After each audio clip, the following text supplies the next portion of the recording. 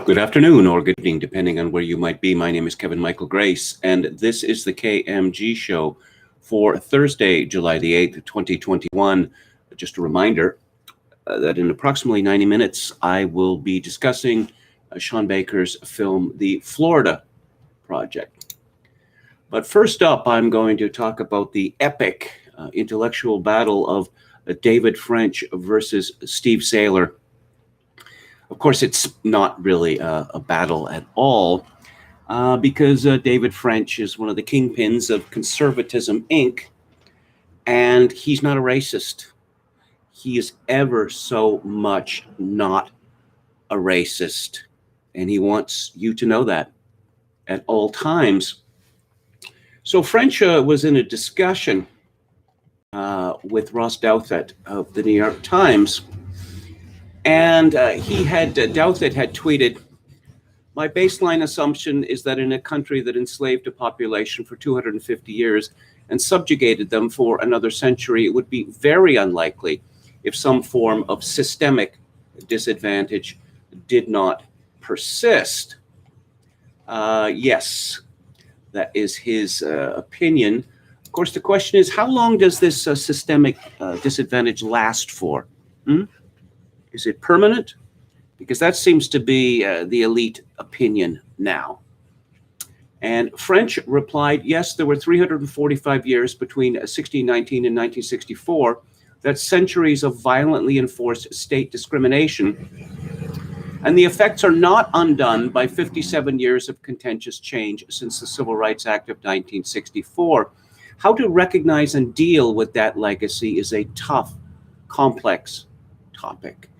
I think David French has decided how to recognize and deal with that legacy by groveling and making excuses and accusing anyone who disagrees with him, well, of being a racist.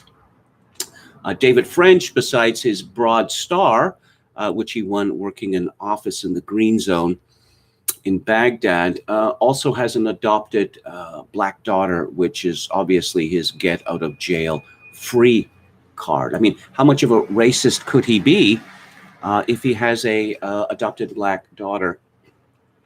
So Steve Saylor commented, if 1619 to 1964 is so influential upon 2021, what about the approximately 70,000 years of history between the Out of Africa event and 1619? Perhaps that era of evolutionary adaptation to different environments also has some influence on racial differences in behavior 2021. As it happens, I do not agree with Darwinian evolution. I find it rather risible. But of course, the point is, you can narrow this down. What Saylor is saying is that Black people were not a blank slate when they were brought to America beginning in 1619. So Saylor commented, name calling seems to be the only response thinkers like David French can come up with. Anyway, let me point out that if the legacy of slavery, Jim Crow, was the overwhelming cause of racial gaps in 2021, we'd see them steadily diminishing as the bad old days disappear further into the past. But for most measures, we don't see steady progress. For example, property value differences don't appear to be narrowing. The Black share of known murder offenders was quite a bit lower in 1984 than in 2019, and 2020 will likely set a new record. NAEP test score gaps narrowed in the 1970s to 80s, but stopped around the time crack and gangster rap arrived. In response to this lack of progress, the intellectual climate has become increasingly antiquarian, thus the nonstop emphasis on redlining and Emmett Till. One would expect improvements in Black outcomes as we get further and further away from 1964. But of course, if you look to other countries, Canada, for instance, where there is, to speak of, no history of slavery, the same differences in outcomes apply. And you can see the same thing in England. You can see the same thing in France. What explains that? Well, obviously, it can't be race because race is a social construct. Although people don't seem to have much trouble dealing with black superiority in, say, sports. If all talents are equally distributed, then surely we must have affirmative action for white athletes in football, in basketball, in track and field, because what else is there to explain the superiority of black athletes? Now, of course, Steve Saylor has studied this question for a long time. He's read extensively on it, and he has, he's had conversations with other people on the same subject, and he has, most important, thought about this subject. David A. French has not thought about it at all. The only thought in David A. French's head is, how do I maintain a position? How do I triangulate a position such that I will be invited to write for the New York Times? And a great many people had a lot of fun on Twitter pointing out how ratioed, as the kids like to say, David A. French was. I don't know that French has much understanding of how disliked he is outside of Conservatism Inc. I think it's a mystery. I think it is a mystery to him exactly. Yojimbo Zatuichi commented on Saylor's blog site, which is uns.com/iSteve. Seriously, I have to wonder sometimes why you bother to engage the likes of French when his response is fairly predictable.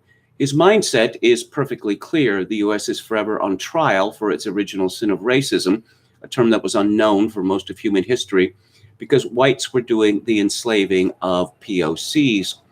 Doesn't matter that whites weren't the ones who sold sub-Saharans into slavery, nor that the Middle Eastern enslavement of sub-Saharans lasted over a longer period of time, circa 700 to 1800 AD, and was far more brutal in their treatment of their slaves. The U.S. Foundation was racist, and to French and its ilk, that's all that matters. Orwell's vision of the future is apt, a boot stomping forever, whether one likes it or not. Someone called Abe commented, the overwhelming majority of Vietnamese and Chinese persons currently in this country were the equivalent of Southern sharecroppers. Worse, doesn't the diminutive stature of the ones that came over tend to argue that they were receiving even less calories and protein than those on the very bottom of the American social pyramid for at least 300 years, maybe 500, maybe 1,000? Yet even the middling IQ Vietnamese are running circles around blacks in 2 to 3 generations after arrival, often attaining respectable mid-level appointments in the federal government, which they then use to pivot to lucrative assignments in the private sector. And let's go to Aaron McIntyre. He was responding to Jonathan Cheng at the Wall Street Journal, who quoted from the CPC organ, the Global Times, brutality against indigenous people is embedded in the genes of the Anglo-Saxons. The US and Canada hypocritically show care for the world's human rights. They have no intention to sincerely address their own shameful record of genocide. McIntyre responded, the left is now obsessed with evil being caused at a genetic level. The reason you talk about a group of people like this is to justify violence against them. You know, what was so shocking about the new race theory that Hitler adopted was the old rule was you just had to fit in.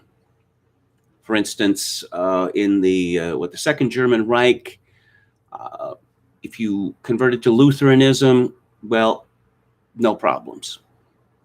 In the Austro-Hungarian Empire, if you converted to Catholicism, again, no problems. And many of those people in the old Germany and Austria who did so ended up being ennobled as well as rich. But the Hitlerite view is that certain people are condemned by an accident of birth. Well, which was a new idea and, well, shocking. But now we're back to that idea that certain people, i.e., white people, are condemned by an accident of birth. They are demons, witches who cannot save themselves. This is exterminationist language. And those white people who engage in it, they really seem to think that when the revolution comes, their necks are going to be spared. I can't imagine why they would agree, why they would believe this. Can't imagine it. So let's go to the chat. Hello to Dan and Palcasso88. Greetings, blessings to our valiant moderator, Chad Chadson. Thank you for your service. Anran says, hello, Kevin. That thing in the libs of TikTok you retweeted today is going to give me nightmares. Seriously, most frightening thing I've ever seen. I guess it was a little over a year ago that I saw a woman on a bus on Fort Street in Vancouver, and she had, the whole bunch of piercings in her ear, or maybe both ears, and she had the piercing in her nose, but she also had some sort of piece of black metal clasped to her septum that came down to the bottom of the lip. She was sitting next to me on the bus, and I happened to notice something disturbing to my right, and I just looked over a little, and I thought, is this woman wearing a Hitler mustache? And then, no, apparently it's a black metal disc for some reason. Of course, the thing that I retweeted from TikTok on Twitter is far more disturbing than that. Hello to Anrun and a Tricky Who. Okay, what else do we have here? Anrun says, French is also further proof that physiognomy is real. Indeed. Kontiki Roulette says, I wonder what happened to her birth parents. Does anyone even know? I wonder how this will work out. There are many sad stories in Canada having to do with what is now called the 60s swap. Many prominent Canadians, including Jean Chrétien and Ted Mayfield and David Frum's parents, Murray and Barbara Frum, adopted Native Indian children, and typically they had been, let's say, ill-treated and neglected by their parents, and it didn't work out too well. Didn't work out. There seemed to be a natural, after puberty, a reaction against the adoption from those that had been adopted. And of course, in the United States, we have the sad case of Steven Spielberg's adopted black daughter, Michaela. And of course, with all the celebrities who have somehow managed to import black children from Africa, I don't think that this is going to turn out all that well. KMG show on YouTube. Thank you, white man, says Don Willis. Chogokin 666. Imagine if Marcus Garvey wasn't a subverted and was successful in his project. You mean the Back to Africa project? I think images of modern life will be used as dire warnings in the history books of the future, says Steve. Palpcasso88, KMG, if you were an American of military age in the 60s, would you have gone to Vietnam or would you have dodged the draft? No, I would have gone. It's easy enough to say that from this side of the border. But at the time, I was not quite of draft age, a little less. I felt very strongly about the effort to stop communism in its tracks. And it was only later that I discovered that everything about the Vietnam War was phony, beginning with the Gulf of Tonkin incident and the resolution that followed it. It just, I just thought, well, the Americans are going to fight to win this war, aren't they? After the humiliating experience in Korea, they're not going to make the same mistake twice, are they? And indeed, they made the same mistake twice, the same mistake they subsequently made in Iraq and Afghanistan. Although I wonder if it occurred to any of those cheerleaders for the endless, almost endless war in Afghanistan, that the only way that the West, and of course Britain was there, and France was there, and the Canadians were there as well, the only way that the West could win in Afghanistan would be straight up genocide. Let's see. Plot twist: the mass graves turned out to be full of aspiring rappers, said Steve. I'll have more on the cringe, and it has got very cringy as of today. Hello to Metal Mike, says Pallister. That would be the premier of Manitoba. Showed some backbone, and I will get to that. So what do I want to talk about next? I want to talk about Chelsea Handler. Yes, and I can hear you groaning, but I bring up these pop cult figures because they are important today. Now, how did they get to be important? Who made them important? And why? Well, what can we say about Chelsea Handler? That I am reminded of the devastating insult of David Frost by Malcolm Muggeridge's wife, Kitty, in 1967. He has risen without a trace. And you can say the same thing about Chelsea Handler. She has risen without a trace. So many people seem to know her, but for what? Because of the fact that she is a ubiquitous presence on television? How she got to be a ubiquitous presence on television? Well, one can say, and this is my good taste show, that she screwed her way to the middle. In 2006, Handler began dating Ted Harbert, who oversaw the E! Channel as the former CEO of Comcast, and a 4-year relationship there. Let's see, in February 2021, on her 46th birthday, Handler skied on the slopes of Whistler, British Columbia. This is from Wikipedia, of course. In nothing but panties. Alongside a photo, she posted a message on social media saying, "It's important to stay hydrated as well as relaxed, and it's also important to celebrate your body, no matter what age or size." Of course, Chelsea Handler is notorious for getting her kit off. She never misses an opportunity to do so.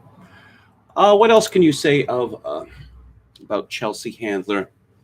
Well, to quote from the MC at the end of Paths of Glory, it's true the lady has her limitations. As a matter of fact, she has no talent at all, except that is maybe a little natural talent.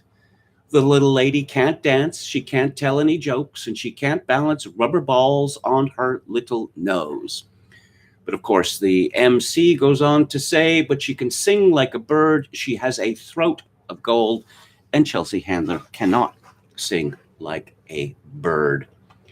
I can't say that I was much of a fan of David Frost, but he did, show some talent for interviewing people. He was a clever man, even if he was, as Peter Cook famously called him, the bubonic plagiarist. Why am I talking about Chelsea Handler today? Well, because she's back in the news, and I suppose it is just completely coincidental that there are all of these news stories about Chelsea Handler out there, because she has some sort of new venture, okay? And in celebration of this new venture, she is interviewed in the New York Times by angry lesbian dwarf Kara Swisher. Chelsea Handler has a message for straight men. Boo! Straight men. Yes, she says they're on probation. What does this suggest? That she has run out of men to sleep with? Quite possibly. Chelsea Handler says men are on probation, at least the ones who don't seem to grasp how the country's social justice movement is reshaping how we talk about, well, everything. The female comic has crossed the line in her own career, including posting racially insensitive tweets.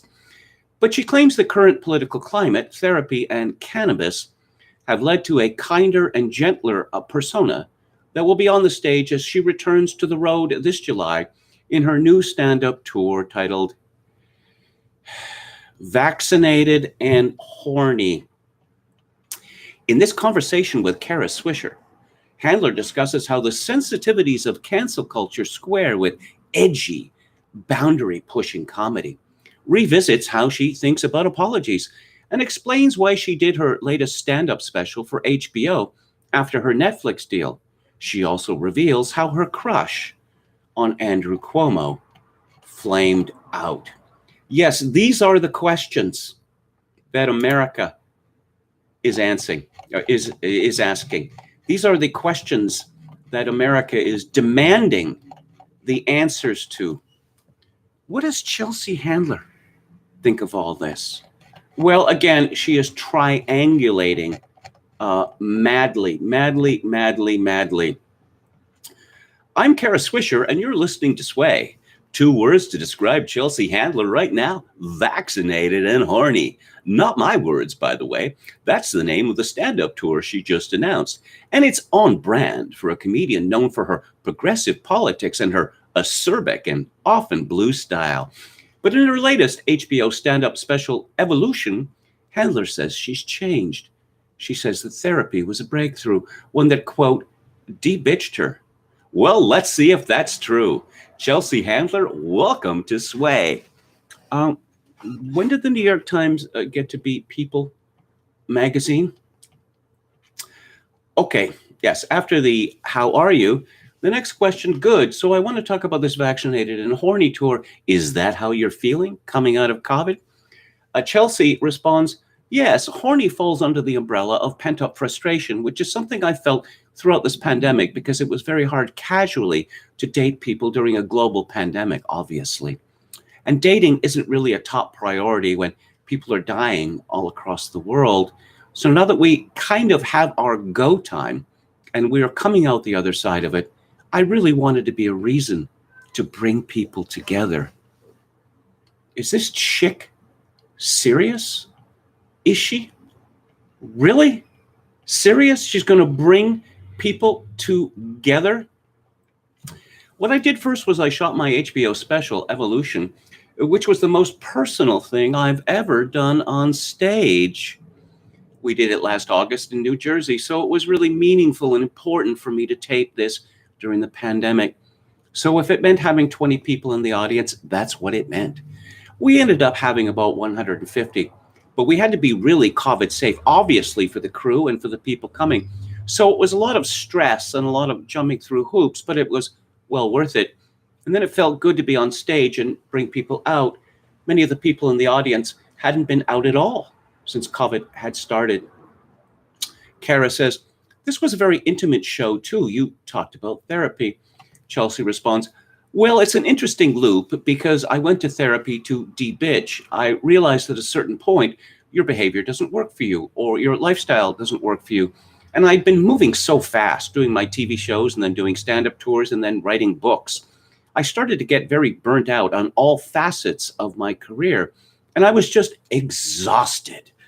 And so I had to reevaluate and went into therapy. And going into therapy is awesome because you're paying someone to tell you why you're effed up. Yes, comedians have been going to therapy for how many decades? I mean, Woody Allen's kind of worked that thing to death, hasn't he? You're paying somebody for the transaction. Ooh, transaction. People like Chelsea Handler love transactions. To point out your shortcomings and say, okay, you lack empathy. Kara Swisher says, so the culture has changed during the pandemic too. It's more aware, more sensitive. Oh, it is. That's why we have people screaming at other people for not wearing masks, for not being vaccinated. There's more issues around cancel culture. This is how a certified intellectual speaks in the New York Times. There's more issues around cancel culture. At the same time, it's become more coarsened in a lot of ways how we speak to each other. So are you putting guardrails on your comedy when you go back out? Chelsea says, I like some parameters. I like for some people to lay down some laws for me so that you can find the chaos within it and be creative about what you're exploiting and what you are making fun of. Has she talked yet about making people laugh? Because isn't that what comedians are supposed to do? What is the moment that we're living in? And we're having a social justice and racial justice movement. Yeah, they never existed before Chelsea Handler discovered them last year. So there's tons to play with and tons to talk about. And we're all kind of saying goodbye to so many of the things that we're so accustomed to doing, having to say goodbye to words that you used to think were okay, having to say goodbye to phrases and ways to describe things that you think were okay, having to say goodbye to men for a while because they're on probation. Yes, I'm sure the men of America are broken up about this.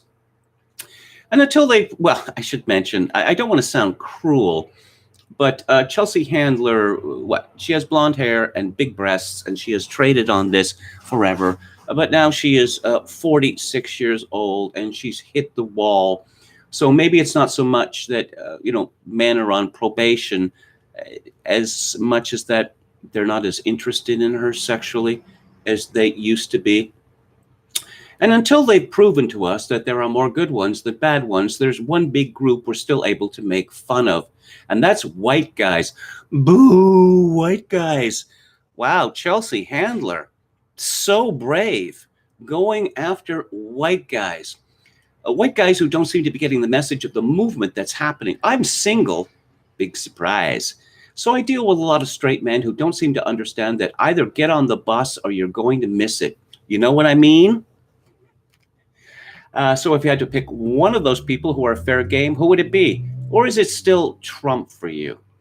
No, I mean, Trump is out of our faces on a regular basis and off of Twitter, and I don't want anyone to have to think about him or hear about him anymore that we already do. So she doesn't like Elon Musk, Andrew Cuomo, or Jeff Bezos, or Bill Gates because they're billionaires. Yes, poor Chelsea is a mere millionaire many times over. And then she talk about women posting their L's.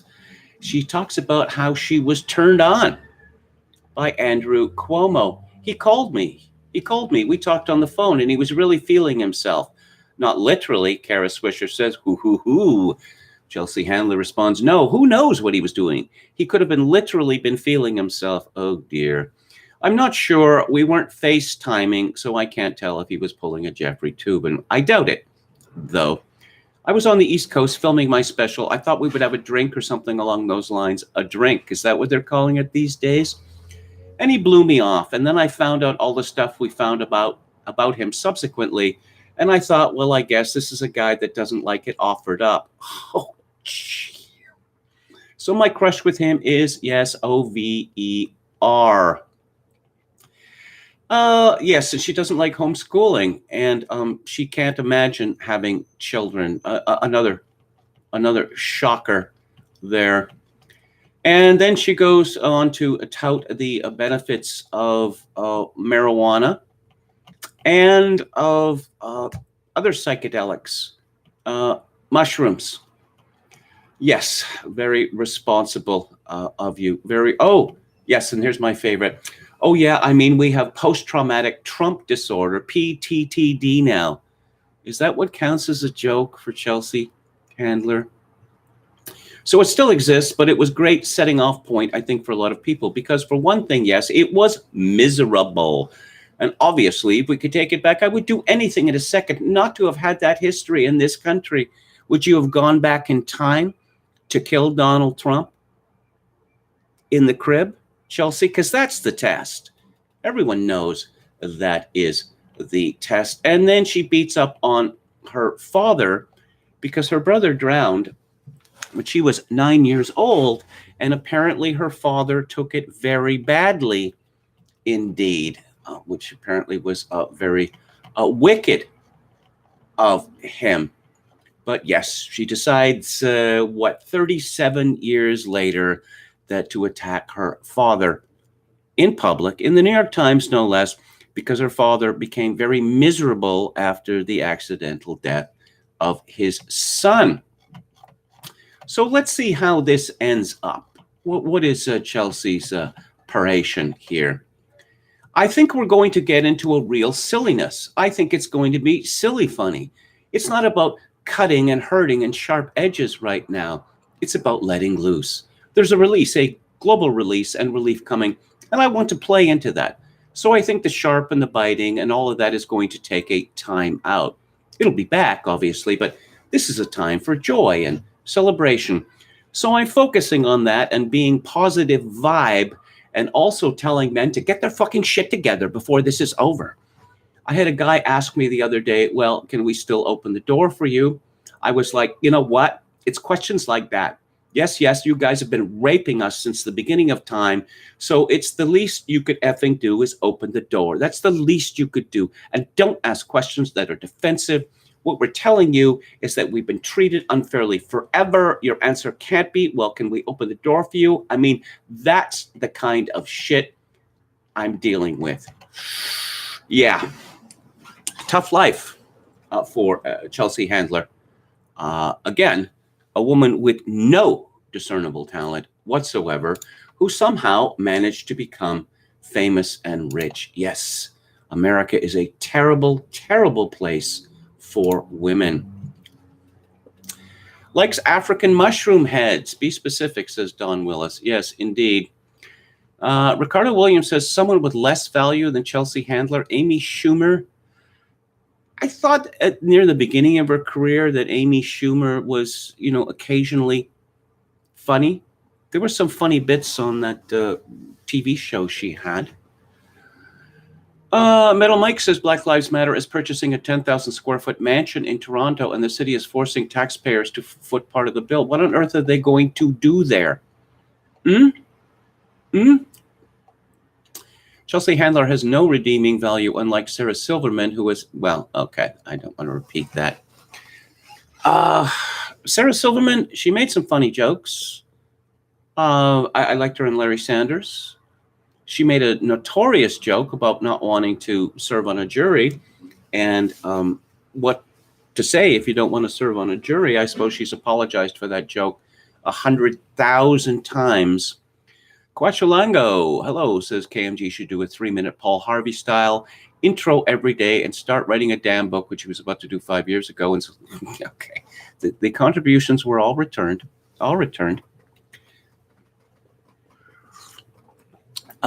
Okay, old age is hell for women, says Dionysus.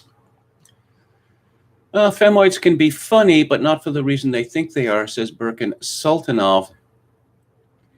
Like the blonde version of Lindsay Lohan, says Kontiki Roulette. A sad life for Lindsay Lohan, too, actually. She's fallen a lot further than Chelsea Handler has. The exaggerated narrator voice is pretty good, says Steve. DB Cooper says, wow, Chelsea went there. The way she pushes the limits. So intriguing. Yeah. Jim Bowden makes a comment about Chelsea Handler's ethnicity. She is a Mischling, as it turns out, like Lena Dunham. Polygon says BLM, like white liberals, live like what the white nationalists dream of, far, far away from diversity.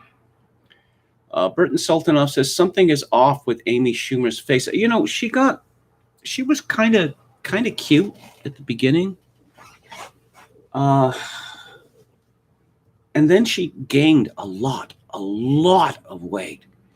And I remember a few years ago, before she made that special where she wore leather trousers for some reason and sweated like a horse, that she said at the time when she was like 168 pounds or something, I could have any man in this room. No, you couldn't. Show business drove her crazy. And okay.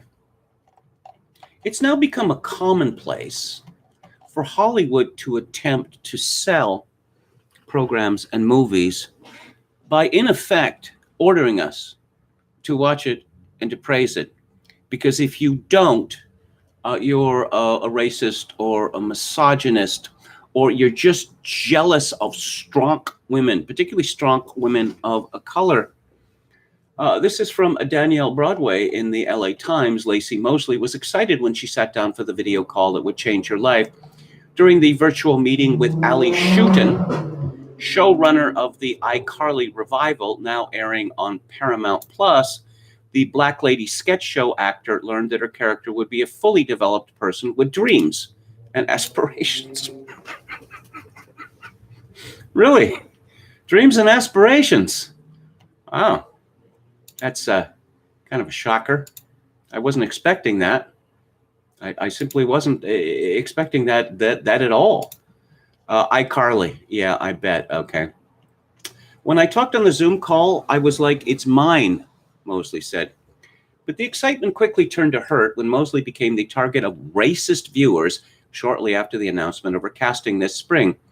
Based on the Nickelodeon original, in which Miranda Cosgrove played pioneering web talk show host Carly Shay, the new version, which premiered in June, featured Mosley as Carly's best friend, Harper.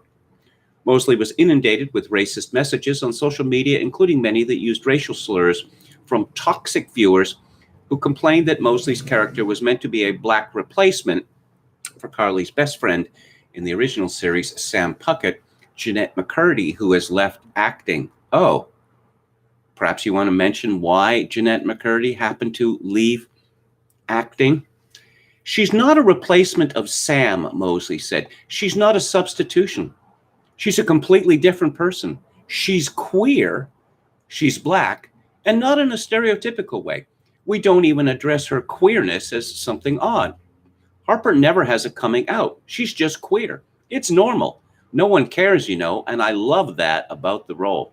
But also, she's really fun. She pushes Carly into doing crazy things all the time. Why are you mentioning it then? Why are you, really coming down really hard on the queerness there if it's not even worth mentioning?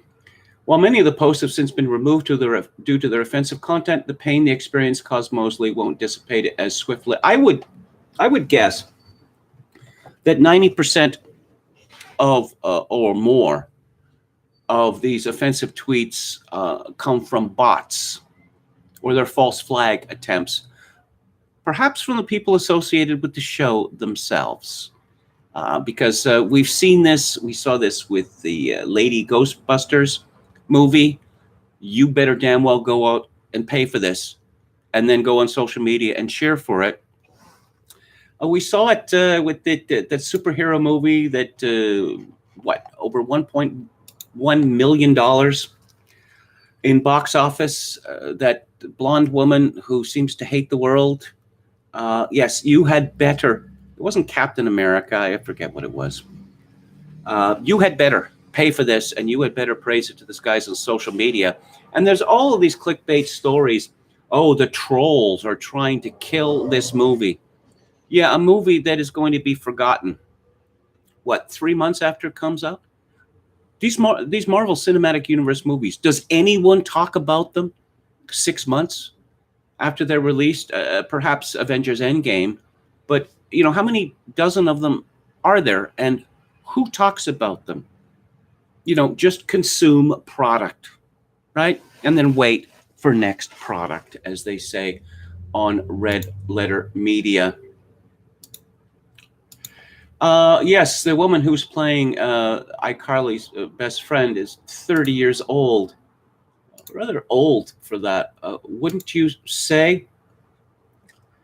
And moving on. Oh, no, this is too good.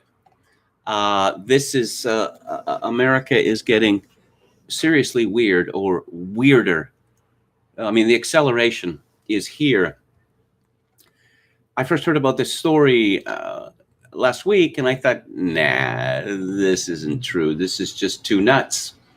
But this is from Breitbart, Texas. 7 things to know about the rise of the Moors militia group. And of course, you know me, I can't resist. Moors, moops, Moors, moops. Members of the Rise of the Moors armed militia appeared in a Massachusetts court Tuesday after being charged with multiple crimes over the Independence Day weekend. The defendants denied the court's jurisdiction. Wrong flag? Was it an Admiralty flag? And claimed to have committed no crimes. Massachusetts State Police arrested 11 people Saturday who allegedly claimed to be members of a group known as the Rise of the Moors. The arrest followed an hours-long standoff with armed members on Interstate 95 near Wakefield. It's mostly, let's see, unlawful possession of a firearm, of ammunition, of a high-capacity magazine, body armor, improper storage of firearms, conspiracy. Let's see. During a Zoom hearing, multiple members of the group claimed the court has no jurisdiction over them, the Boston Herald reported. Several members provided fake names. 2 refused to provide any names at all. Now, I'm trying to remember the name of the group, and I knew a little bit about this once because I'd read the court filings. It was mostly dentists in Canada, and they claimed that Canadian law, particularly Canadian tax law, did not apply to them, which led to unfortunate consequences for quite a few. And their response was that, you owe us X amount of taxes, was, I am a sovereign person. Oh, and with those magic words, the majesty of the state will just wither away. The Rise of the Moors is based on Pawtucket, Rhode Island, according to its website. The Washington Post reports a claim from Mark Pitcavage, a senior research fellow at the Anti-Defamation League's Center on Extremism, that the men who were arrested are adherents of the Moorish sovereign citizens.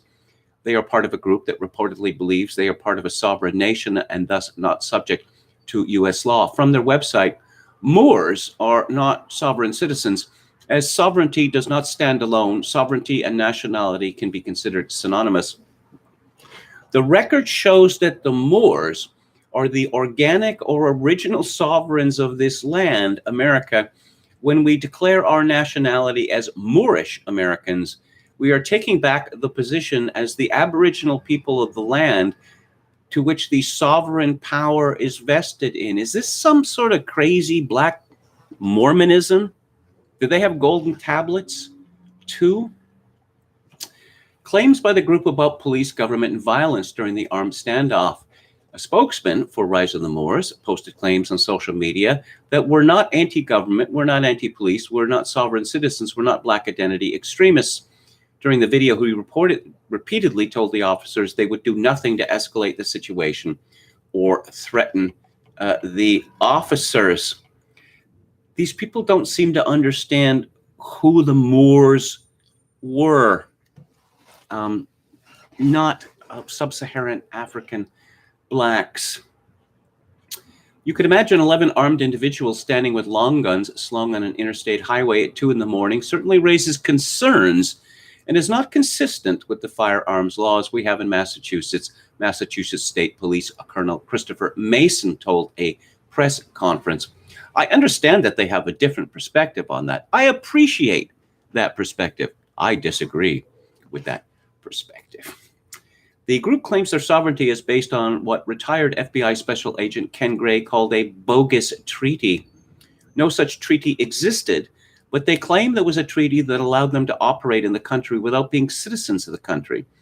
On their website, the Rise of the Moors cite a letter from President George Washington to the Sultan of Morocco in 1789 that reads, in part, the encouragement which your majesty has been pleased generously to give to our commerce with your dominions, the punctuality with which you have caused the treaty with us to be observed, and the just and generous measures taken in the case of Captain Proctor make a deep impression on the United States and confirm their respect for and attachment to your imperial majesty. I guess this was what? A little bit more than a decade, 10, 15 years later, the United States went to war with the Barbary pirates. Of course, there's other crazy people like this. There are, years ago, when I was working in San Diego, my boss said, I'm getting all these calls from people who say that the Constitution is invalid. Okay, why is the Constitution invalid? Well, the copies of the Constitution that are being printed now, a whole bunch of words that were capitalized in the original document are not capitalized now. Yeah, but that doesn't affect the original Constitution. He demanded that I look into this. And this was before the internet, and I just thought, okay, I get it now. English orthography was more German at the time of the Constitution's promulgation. That is to say that nouns were capitalized as well as names. So I went back to my boss and I said, I figured it out, and I gave him the explanation. He said, well, how do you know that's true? And I thought, because it is obvious. Anyone who claims that a document is no longer the law, no longer applies because of orthographical changes is obviously deranged. But a lot of people who listen to talk radio are obviously deranged. Chilton Williamson, who used to be the editor of Chronicles, once said, the secret about, right-wing magazines is that they say that the people who write for them are crazy, but it's actually the people who read them that are crazy. Don Willis said, I had a client the other day trying to tell me about what is this, Corporation USA and all that other. I just switched subjects, got him talking about the Orangeman, made my hasty escape. Keith Woods did a YouTube on how Brown's age mindset won't save us. However, build your own road, says Kontiki Roulette. Moors were from Mauritania originally, says Birkin Sultanov.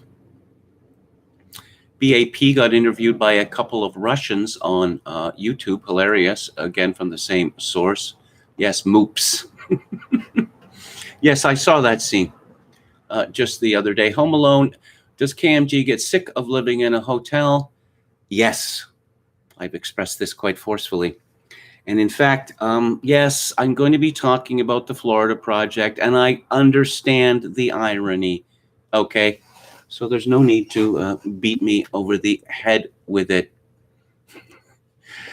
Steve, Your Honor, you have no jurisdiction over us. Really? Oh, my mistake. Bailiff, let them go. Some years ago in Canada, I believe this was in the 1980s, a man made a presentation, brought a court case before the Federal Court of Canada, in which he claimed that Labrador belonged to him. And he had a serious argument, that this part of Canada had been, given to so-and-so, and the descendants, he was the descendant or whatever. And the Federal Court of Canada ruled quite reasonably that even if it were true, we're not giving Labrador to you, okay? A lot of time has passed.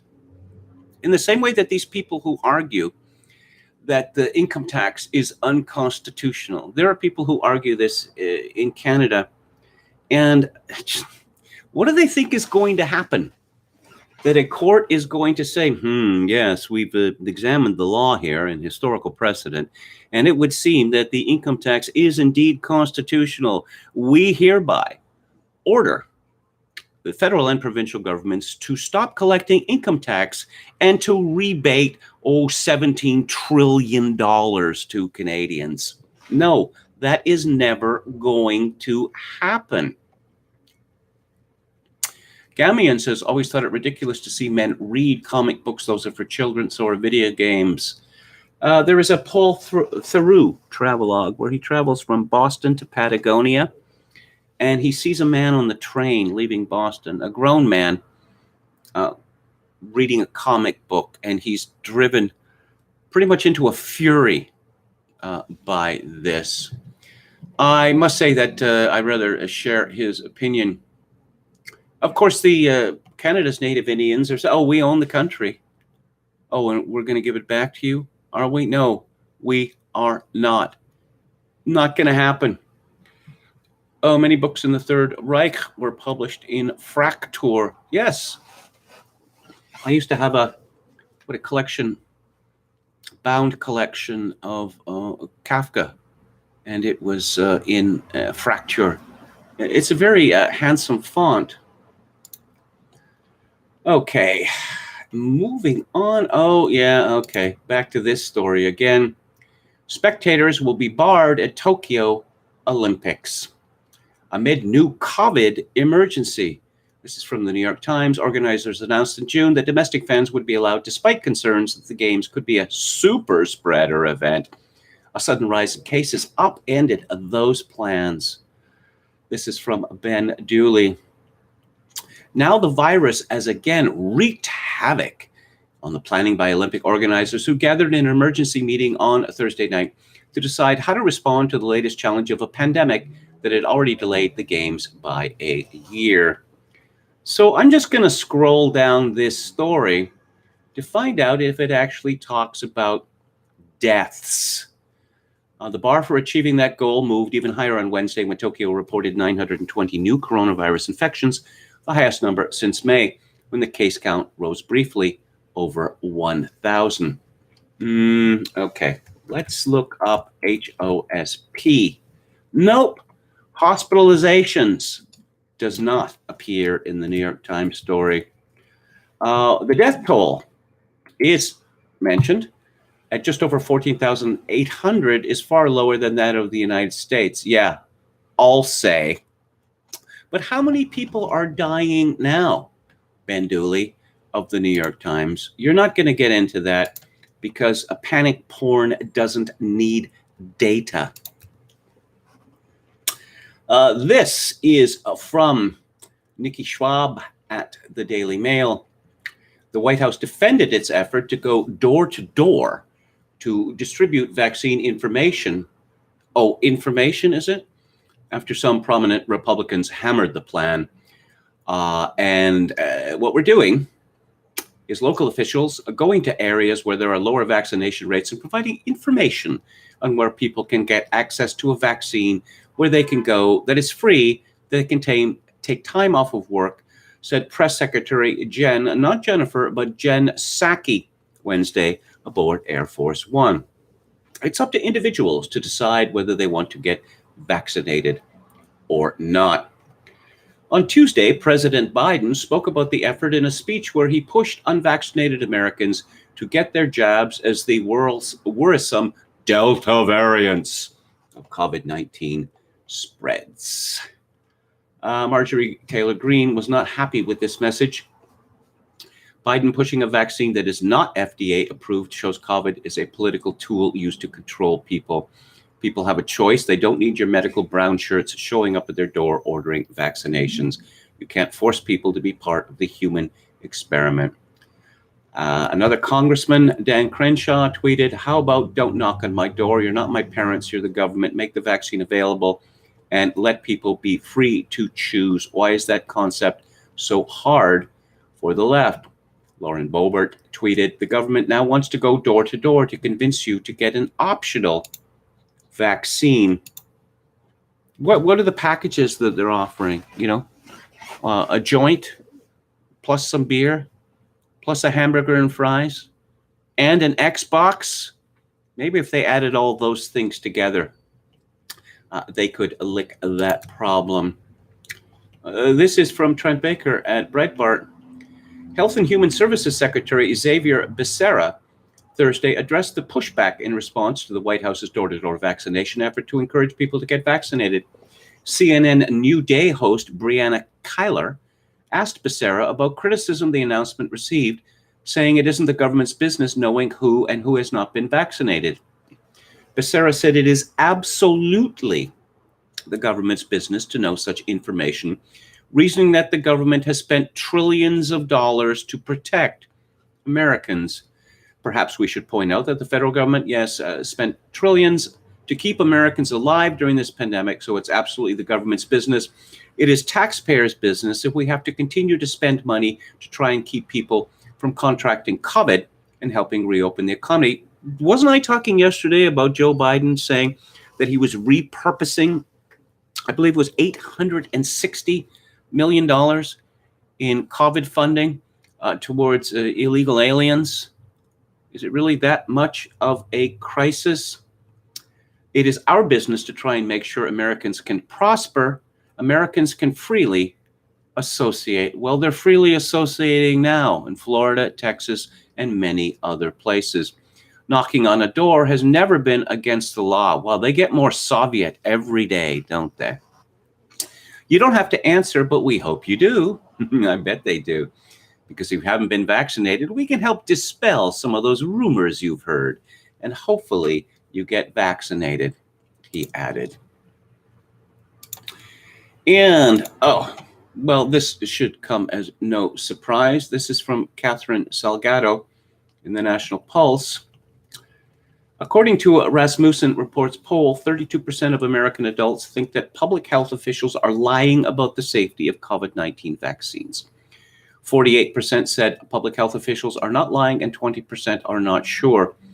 Well, only 21% of vaccinated Americans believe public health officials are lying, 50% of those who are unvaccinated, and 63% of those who said they do not plan to get the COVID vaccine at all believe public health officials are being dishonest. 23% of Democrats, 44% of Republicans, and 32% of unaffiliated respondents said that they believe public health officials are lying about the safety of the vaccine. This means that Republicans are almost twice as likely to believe in public health officials' dishonesty on the vaccines as Democrats. While married Americans are more likely to have been vaccinated than those who are unmarried, those who have children at home are more likely to think that public health officials are lying about the vaccine. Americans who make over $100,000 annually are more likely to have gotten the COVID vaccine than those with lower incomes.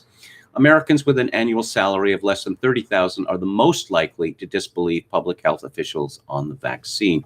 Well, yes, the government goes on about Republicans, but there is very strong resistance to the vaccine, most from Black Americans, and secondly, from Hispanic Americans. White Americans are the group out of those three most likely to have got the vaccine and not to be skeptical about it.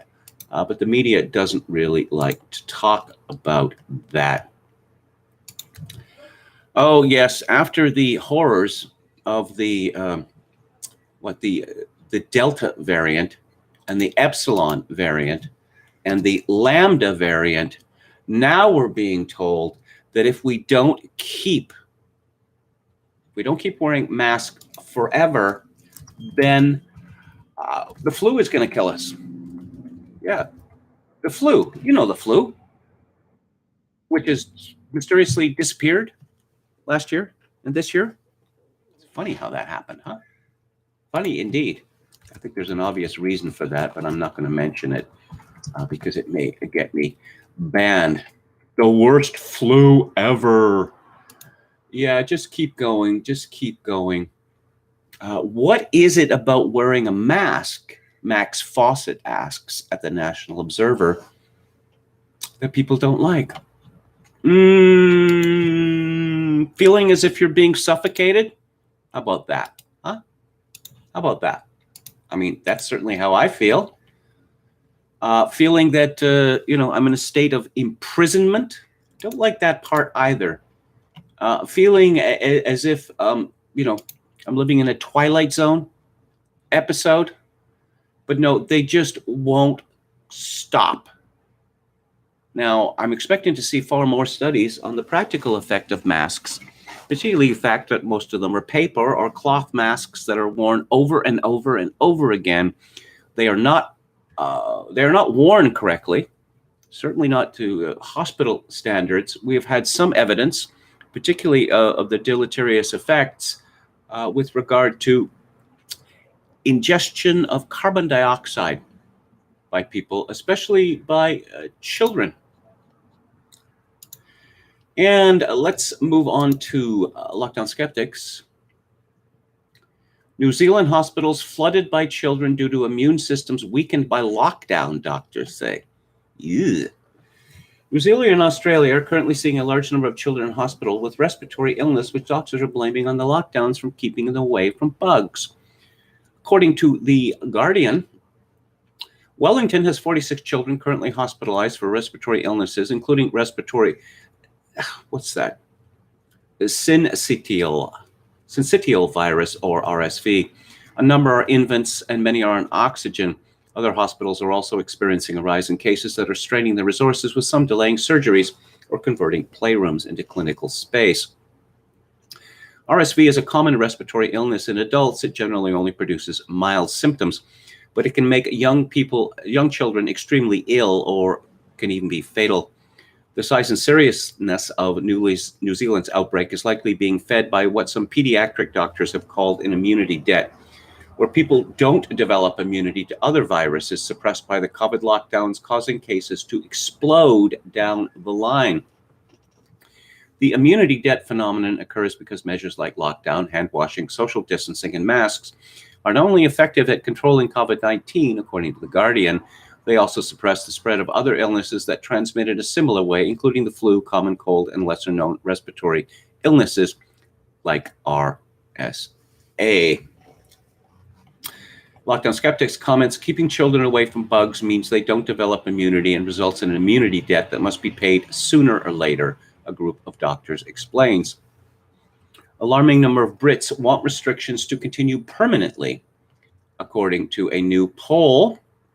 And there's a cartoon here, I think from the Telegraph, with a man in a box with the hazardous materials sticker on it, go away, stay back.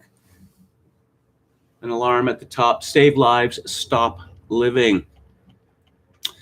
Last month, leading SAGE member and renowned communist, yes, she actually is a communist, and she admits it, Susan Michie, caused a stir among skeptics, at least, by suggesting that mask wearing and social distancing should become parts of our normal routine behavior and stay in place forever. Her view is not quite as fringe as we might hope.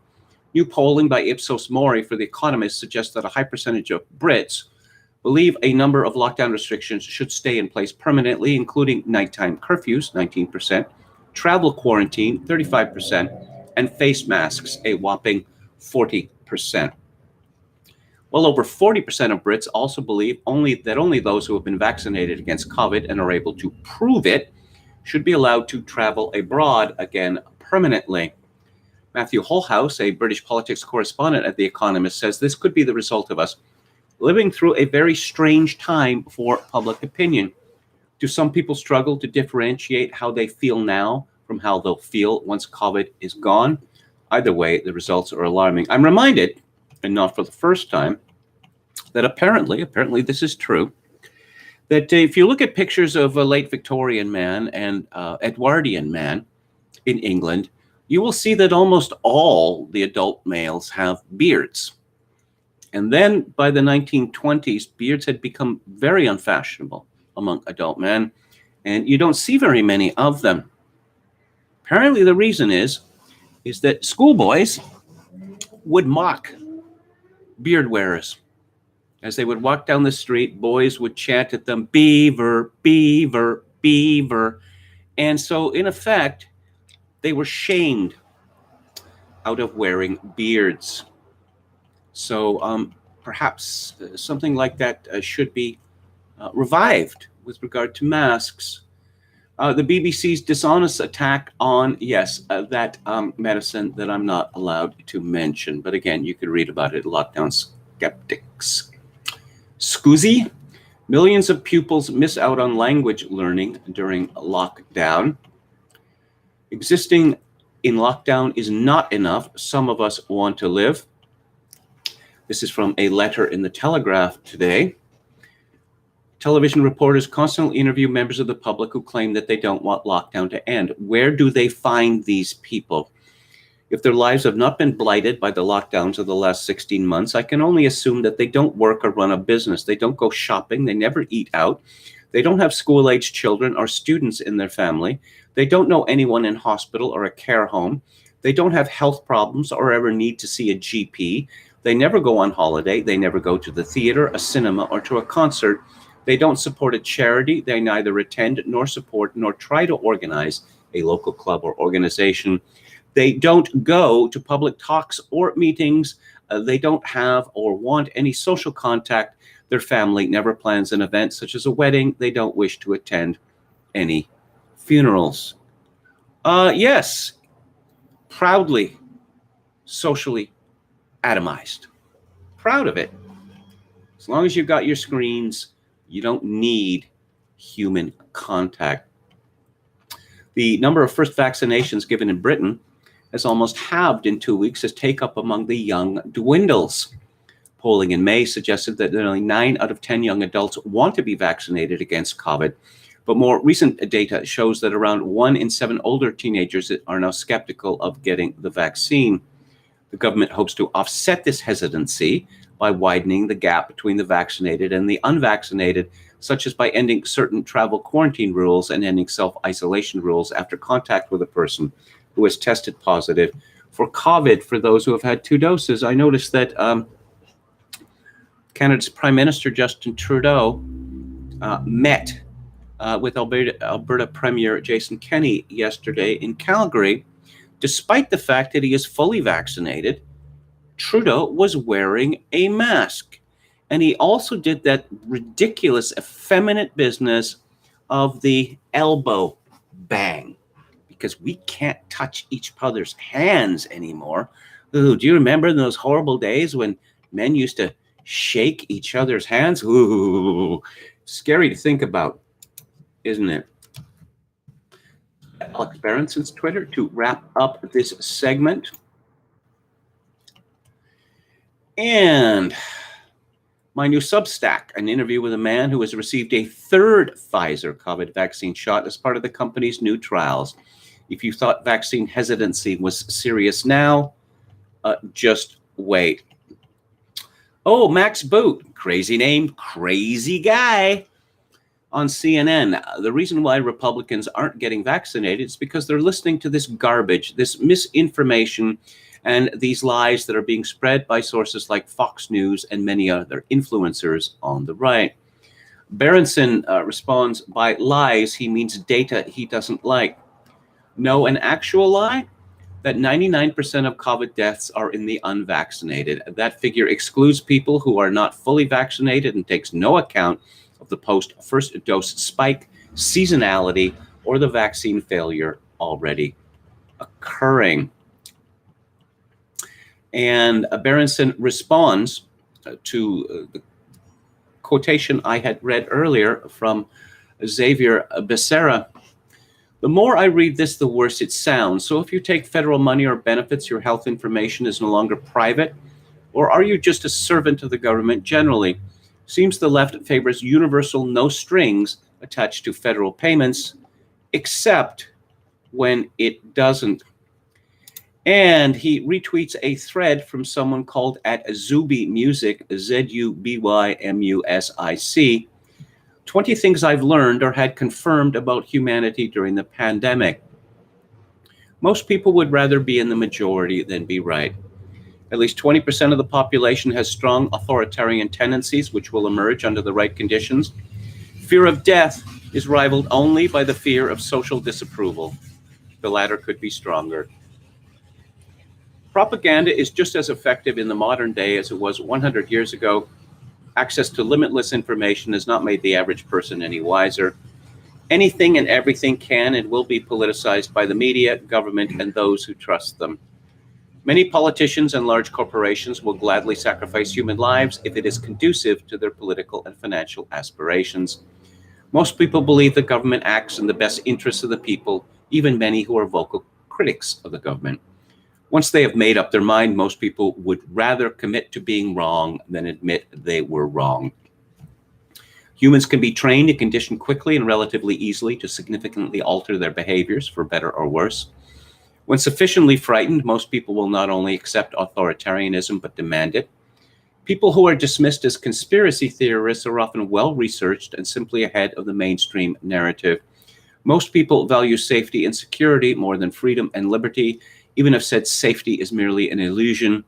Hedonic adaptation occurs in both directions. And once inertia sets in, it is difficult to get people back to normal. A significant percentage of people thoroughly enjoy being subjugated. The science has evolved into a secular pseudo-religion for millions of people in the West. This religion has little to do with science itself. Most people care more about looking like they are doing the right thing rather than actually doing the right thing. Politics, the media, science, and the healthcare industries are all corrupt to varying degrees. Scientists and doctors can be bought as easily as politicians. If you make people comfortable enough, they will not revolt. You can keep millions docile as you strip their rights by giving them money, food, and entertainment. Modern people are overly complacent and lack vigilance when it comes to defending their own freedoms from government overreach. It's easier to fool a person than to convince them that they have been fooled. Most people are fairly compassionate and have good intentions. This is good. As a result, most people deeply struggle to understand that some people, including our leaders, can have malicious and perverse intentions. This is bad. Again, this is from @ZubiMusic, and you can find that and retweeted on Alex Berenson's Twitter feed. Yes, conspiracy theories. I'm going to be talking about Edward J. Epstein's wonderful book, The Annals of Unsolved Crime, tomorrow, and he talks a lot about conspiracy theory. And there are a lot of real conspiracies. And this is proved in many ways just by looking at what the U.S. government charges people with. Conspiracies. And of course, the thought occurs, oh, conspiracy theory, conspiracy theory. Oh, so in other words, just trust the government. Whatever the government says must be correct, and no person of goodwill could ever object lest one become a conspiracy theorist. I'm going to go to Hilar Belak in a moment. But before I do, I'm going to go back to the chat. So what do we have here? Dan Allison says, okay, he makes a comment about vaccines, which I don't know that I can repeat. Max Boot, he's a wretched person. His father, Alexander Boot, is quite a good fellow, actually. The old man lives in England and is a member of the Anglican Church. Oscar Toe says, I'm going to sing that to Biden's COVID patrol when they pull up. Sing what? Lockdown kept the Michiganers safely out of the way. Brandon Smith says, Daily Mail, U.S. military testing an anti-aging pill as part of the Pentagon's goal to improve human performance. People don't like him, but he still wins because the Tories have no backbone, says Metal Mike. Well, yes, I was mentioning Aaron O'Toole, who's decided to get to the left of the Liberal Party on alphabet people and their endless demands. That's an excellent strategy. That is an excellent strategy. Yes, that was responding to Peter Starzomik. I'm pronouncing that incorrectly, sorry. Is the vax mandatory in Canada, Oscar Toe? No, it is not. And Dr. Bonnie Henry, who is the chief latrine walla for BC, rather impressed me, saying that she does not want to create two classes of people, vaccinated and unvaccinated. Metal Mike says Quebec announced vaccination passports. Well, I'm not surprised. Okay, let's go to Hilar Belak and his 1912 book, The Servile State. It would be easy by substituting superficial for fundamental things, or even by proposing certain terms and phrases to be used in the place of terms and phrases now current. It would be easy, I say, by such methods to ridicule or to oppose the prime truths which I am here submitting. They nonetheless remain truths. Substitute for the term employee in one of our new laws the term serf, even do so mild a thing as to substitute the traditional term master for the word employer, and the blunt words might breed revolt. Impose of a sudden the full conditions of a servile state upon modern England, and it would certainly breed revolt. But my point is that when the foundations of the thing have to be laid and the first great steps taken, there is no revolt. On the contrary, there is acquiescence and, for the most part, gratitude upon the part of the poor After the long terrors imposed upon them through a freedom unaccompanied by property, they see, at the expense of losing a mere legal freedom, the very real prospect of having enough and not losing it. All forces then are making for the servile state in this, the final phase of our capitalist society in England. The generous reformer is canalized towards it. The ungenerous one finds it a very mirror of his ideal. The herd of practical men meet at every stage in its inception the practical steps which they expected and demanded, while that proletarian mass upon whom the experiment is being tried have lost the tradition of property and of freedom, which might resist the change and are most powerfully inclined to its acceptance by the positive benefits which it confers. Well, we see in a little over a century after the publication of the Servile State that Britons have surrendered rights perhaps even more fundamental than property. The right to leave one's dwelling, the right to go to a park or a beach, the right to be with other people, the right to not to have to wear a mask. So we are servile people, the great mass of us, no question about it. Belloc continues, it may be objected that however true all this is, no one can, upon such theoretical grounds, regard the servile state as something really approaching us. We need not believe in its advent, we shall be told, until we see the first effects of its action. To this I answer that the first effects of its action are already apparent. The servile state is in industrial England today no longer a menace, but something in actual existence. It is in process of construction. The first main lines of it are already plotted out, the cornerstone of it already laid. To see the truth of this, it is enough to consider laws and project of laws, the first of which we already enjoy, while the last will pass from project to positive statute in due process of time. And tomorrow I will talk about Belloc's appendix on buying out, that is to say, the expropriation of the capitalist class for the benefit of the state, and whether that is actually possible. Let's talk about Joe Biden.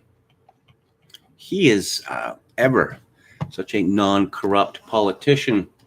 This is from Byron York at the Washington Examiner. The future of Hunter Biden's laptop. Many, actually most big press and social media organizations have ignored and even suppressed news that has come from Hunter Biden's laptop. They started the censorship just before the 2020 election when Biden's father, Joe, was on the presidential ballot and vulnerable to negative news, and they're still censoring today. The most important thing to remember is that the Hunter Biden laptop story is not about Hunter Biden. It's about Joe Biden, President of the United States. So with that in mind, look at some of the most recent stories. And indeed, I'm going to be looking at one by Miranda Devine of the New York Post, which is really kind of shocking. You know, what was it Bob Dole said? Where's the outrage? That was in 1996. Hunter Biden engaged in some daddy pay care. A pretty good headline. While Joe Biden careens around the country eating ice cream and behaving like a kind but slightly dotty grandpa, it's worth remembering the cynical way he used his son Hunter to generate cash for the family. Hunter, now 51, wanted to be an artist or a writer, but he was assigned by his father the role of family breadwinner through lucrative grace and favor jobs and sweetheart deals facilitated by Joe's network of connections in Delaware and later throughout the world. The irresistible temptations of gushing torrents of unaccountable cash would lead Hunter into a brutal addiction to crack cocaine, which he details in his memoir, Beautiful Things. Resentful of the expectations placed on him, Hunter complained that he was forced to give half his salary to his father. I hope you all can do what I did and pay for everything for this entire family for 30 years, Hunter wrote in a 2019 text message to his daughter, Naomi, that was found on his abandoned laptop. It's really hard, but don't worry. Unlike Pop, that is Joe, I won't make you give me half your salary. There's no direct evidence of such a wealth transfer on Hunter's laptop, but what we do know is that while Joe was vice president, Hunter routinely paid at least some of his father's household expenses, including AT&T bills of around $190 a month. We know from an email on June the 5th, 2010, with the subject JRB bills to Hunter from Eric Schwerin, his business partner at Rosemont Seneca, that he was expected to foot hefty bills to Wilmington contractors for maintenance and upkeep of his father's palatial lakefront property. Joe's initials are JRB for Joseph Robinette Biden.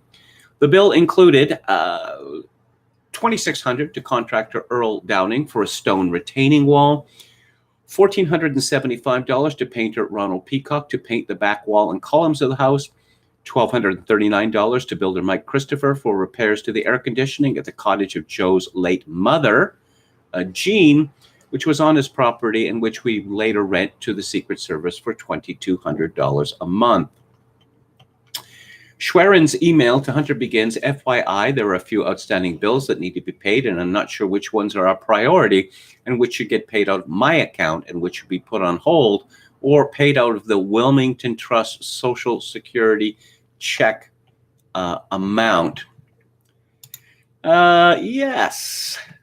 Byron York says, for years, Joe Biden has boasted that he's the poorest man in the U.S. Senate. It was a label he himself welcomed, claiming it showed how ethically clean he was. Devine also reported that Hunter Biden used the perks of the vice presidency, parties, meetings with Joe Biden, and flights on Air Force Two to pursue business deals with Mexican billionaire Carlos Slim.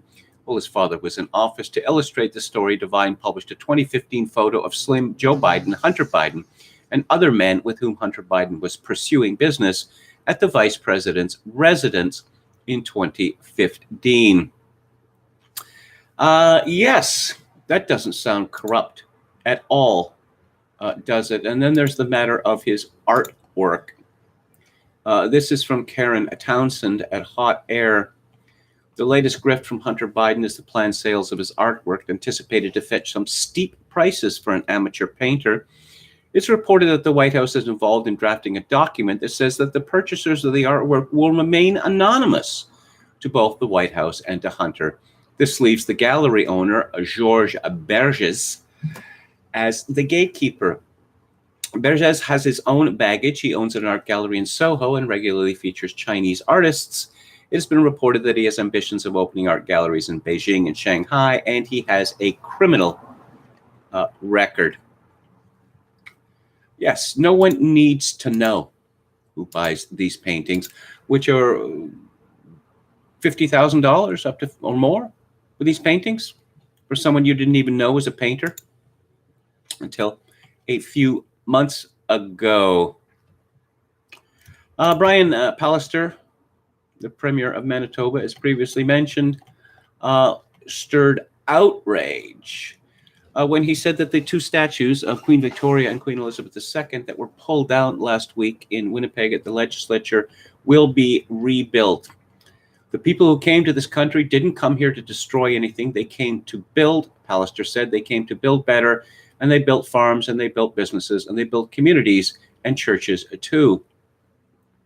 In response to Pallister, Nahanni Fontaine, who was the justice critic for the opposition New Democrats and Aboriginal, told the National Post, reconciliation is impossible when you have a settler at the helm denying, romanticizing, and minimizing colonization. Canada was forged in the blood of our peoples, on the bodies of our women and children, and in the theft of our lands. Well, you know, if Nahanni doesn't like the fruits of colonialism, as Grand Chief Leroy Constant doesn't, you could always, go back to the land, live off the land. Do you really need electricity?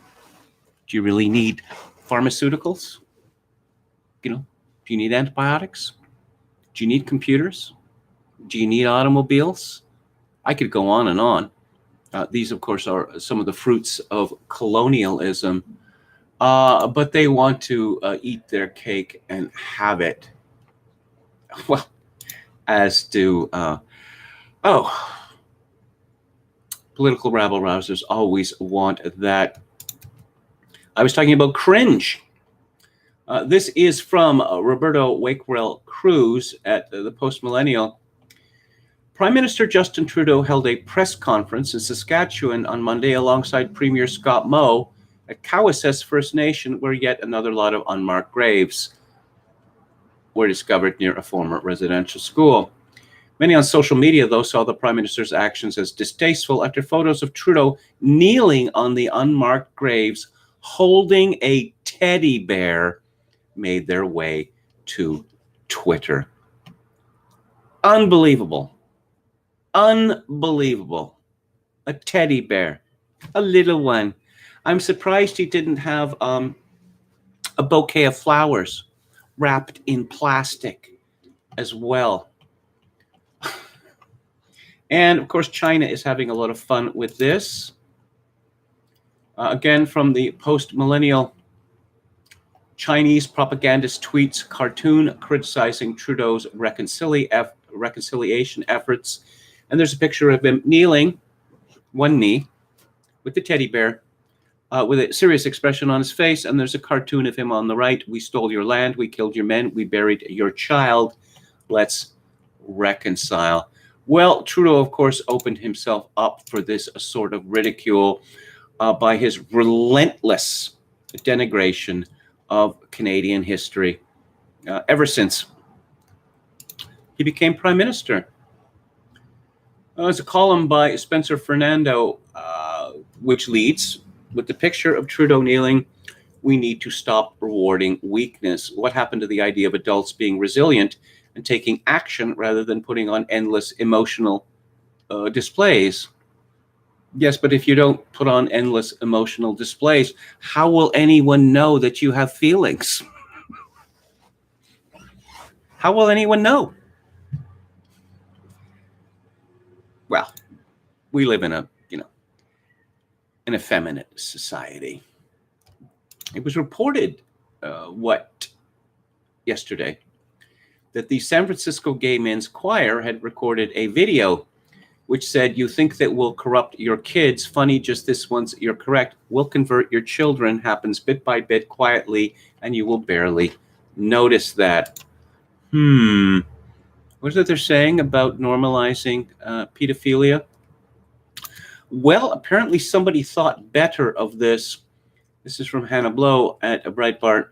The San Francisco Gay Men's Chorus unpublished a music video promising to convert children to a tolerant pro-alphabet people worldview after it went viral Wednesday thanks to its unabashed repurposing of critics' rhetoric, playfully declaring the gay agenda is here, will corrupt your kids, and we're coming from them.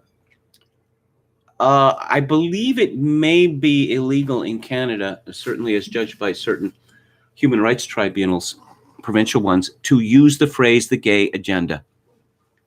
But they're saying it's here. They're saying it's here.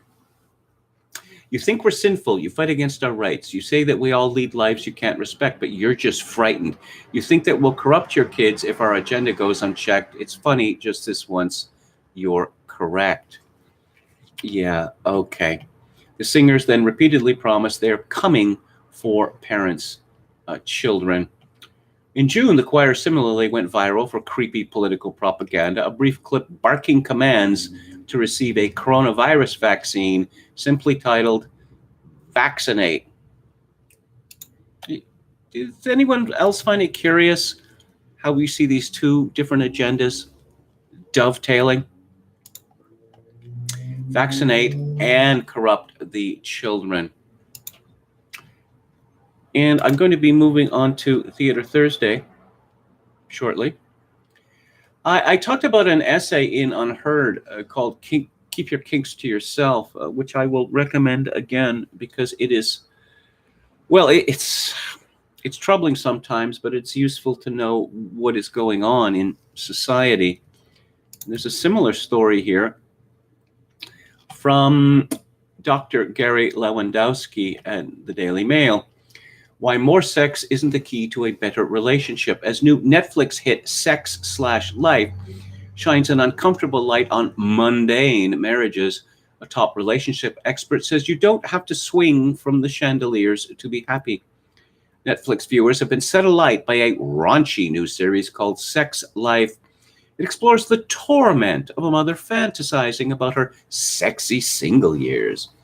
But she is questioning the validity of her happy but sexually mundane married life.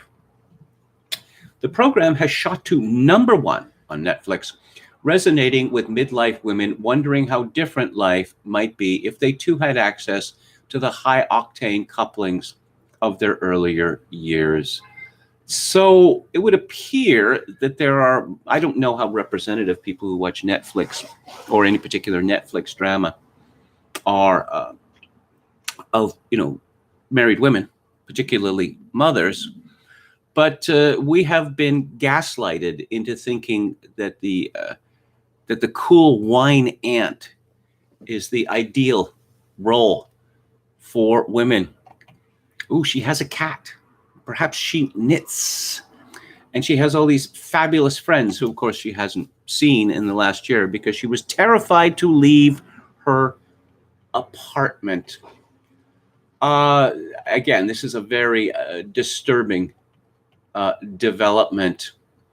And of course, I talked yesterday about the Daily Mail story about women posting before and after pictures of themselves. Look how ugly and fat I've become. It's my boyfriend's fault or my husband's fault. Is it? I don't know. You might not have a boyfriend or a husband for much longer if you continue to revel in your newfound fatness and ugliness. So just let me open up a bunch of tabs here, which are Florida Project related.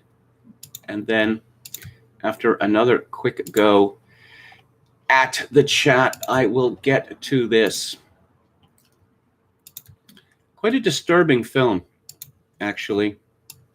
And of course, as I mentioned, yes, I live in a hotel, long-term, like the white trash woman in the Florida Project. It's not, they don't, I'll talk about the permanent residents or residents shortly. Very Canada-centric show, all good. Was it? I try to keep it down,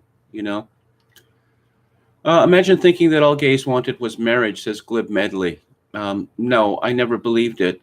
Hello to Professor Pohl. Look, you've heard of the term bed death? Now, this is associated with lesbians, but it's even more associated with male homosexuals because they can't, these married couples, they don't have sex with each other. They find other people to have sex with because they need variety. Cochalango says KMG or Canadians don't use past participle. Ever always gaslighted, not gaslit. KMG speaks this way, really falling out of fashion. With the price tag left on, no less, says Dan.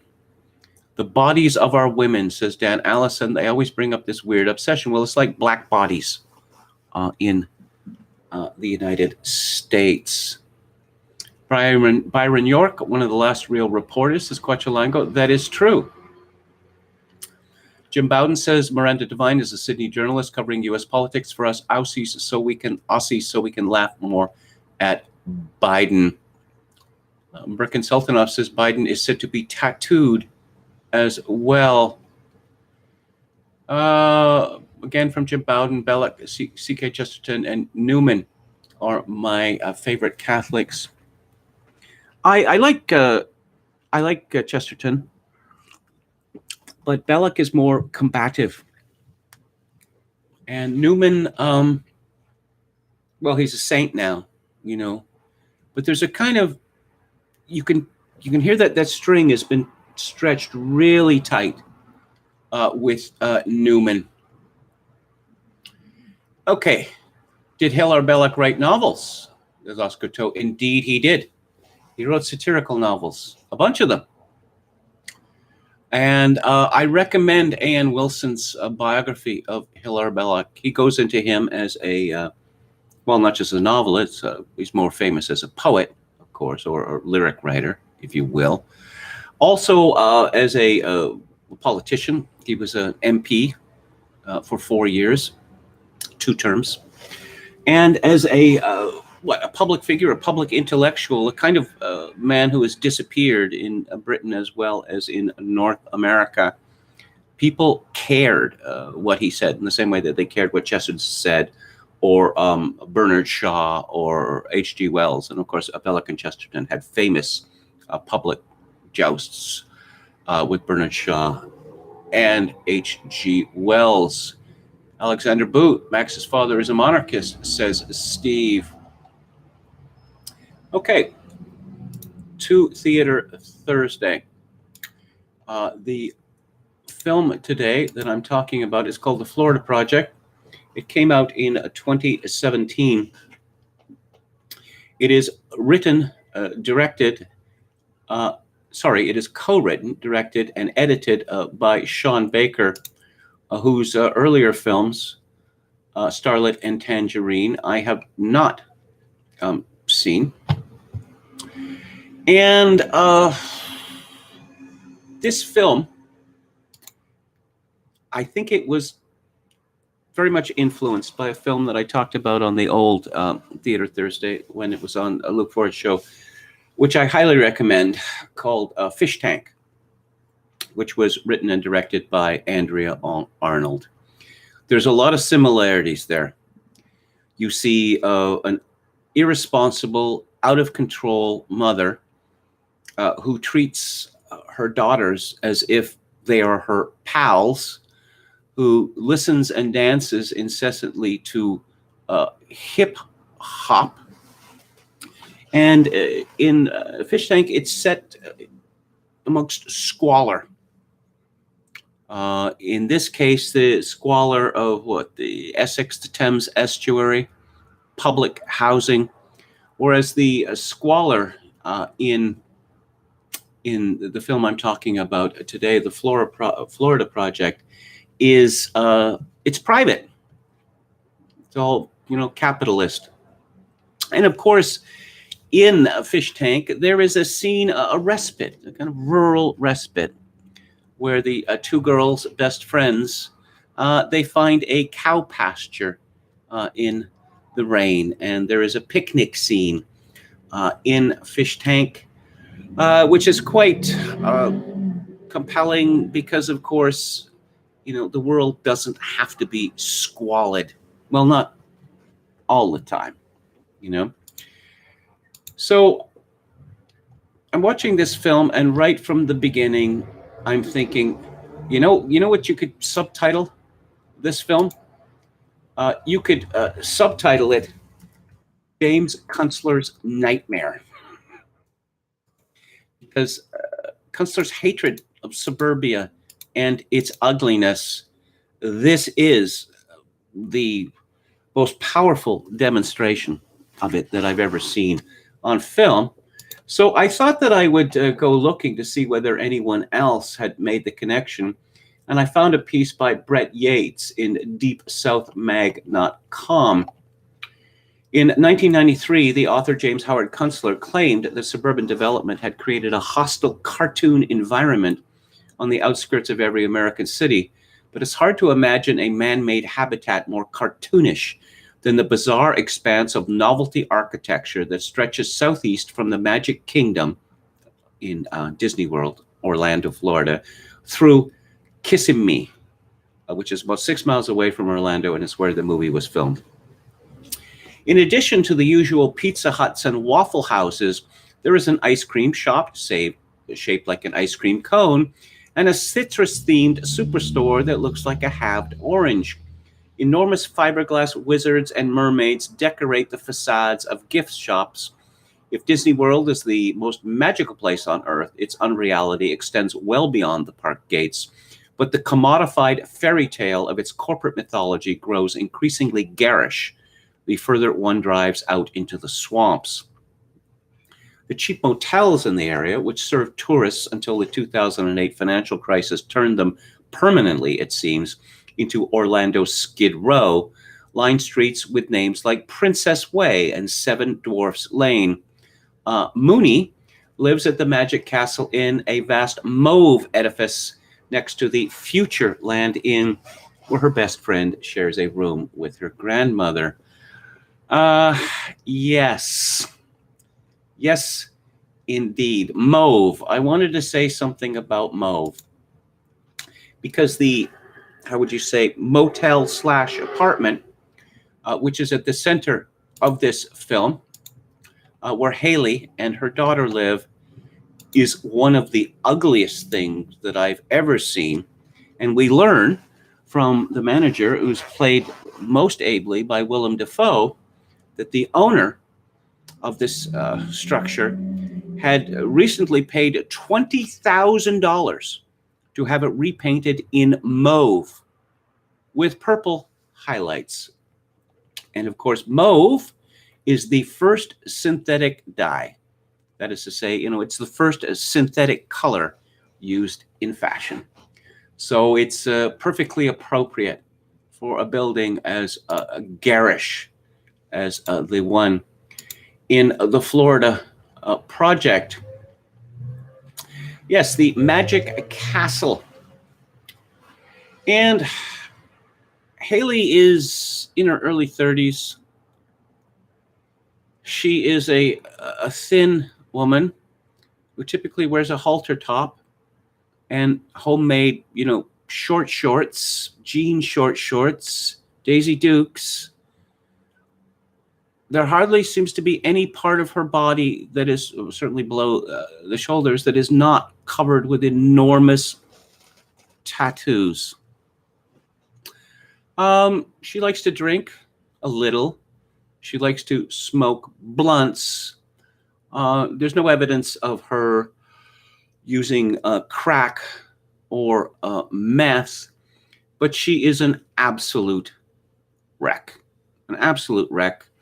She was fired from her job, or so she claims, as an exotic dancer, because she refused to prostitute herself in the back room, which means that she is not getting a major government benefit, temporary assistance for needy families. And so how is she going to keep things together? Well, she can beg for money from people. She can send her child out to get free food from a Christian mission truck, or from her friend who works as a waitress in a diner. And later she descends to, prostitution and theft and fraud. She is always on the verge of being evicted, which would likely mean losing her daughter. I must say, in her defense, that Haley is, she loves her child, who is called Mooney for some reason. The children all have stupid names: Mooney, Junie, Spoonie. There's Mooney and Scooty. And what is the other one? Jansel or Jancy. Yes, they all have new American names like that. And what are the races of these people? Well, everything is entirely mixed up there. We have a black woman with a red-headed granddaughter. Haley seems to speak in some sort of, how would I describe this? A kind of Afro-Cuban accent, which is strange because she is a very white woman indeed. Where are the fathers? We see them occasionally, at least one of them, but of course they're not around. Whether that has to do with the fathers not wanting to be around their children and their mothers, or whether the mothers simply don't care whether they're around, it's not really explained, but it doesn't really matter, does it? For this cohort of society, fatherlessness, broken families, it's simply normative now. We begin with a happy song. The Ohio Players celebrate good times, come on, which is an excellent song from the 1970s. And it is both ironic, but It also illustrates how Kool and the Gang, 1980. It illustrates how much black music has changed since then. I know this may sound absurd, but black music in the 60s and 70s and to the 80s, before rap took over, black music was mostly about having a good time. Yeah, I know, sounds bizarre, right? Also, it's a rather painful reminder of a time when it was simply taken for granted that black Americans were very good at singing, playing instruments, and writing popular songs. And so we're introduced to the youngsters at the beginning of the film, and this disgusting scene follows, in which we learn that there are two, a boy and a girl, who are very close, almost inseparable, and they have a lot of time to be together because what else are they going to do? They're left to their own devices, despite how young they are. Mooney is 6 years old now. She is very intelligent, knowledgeable for a 6-year-old, rather preternaturally, one might say. But they say that hard times force children to grow up fast. So yes, Scooty. She's always hanging out with Scooty, and then Dickie gets taken away to New Orleans.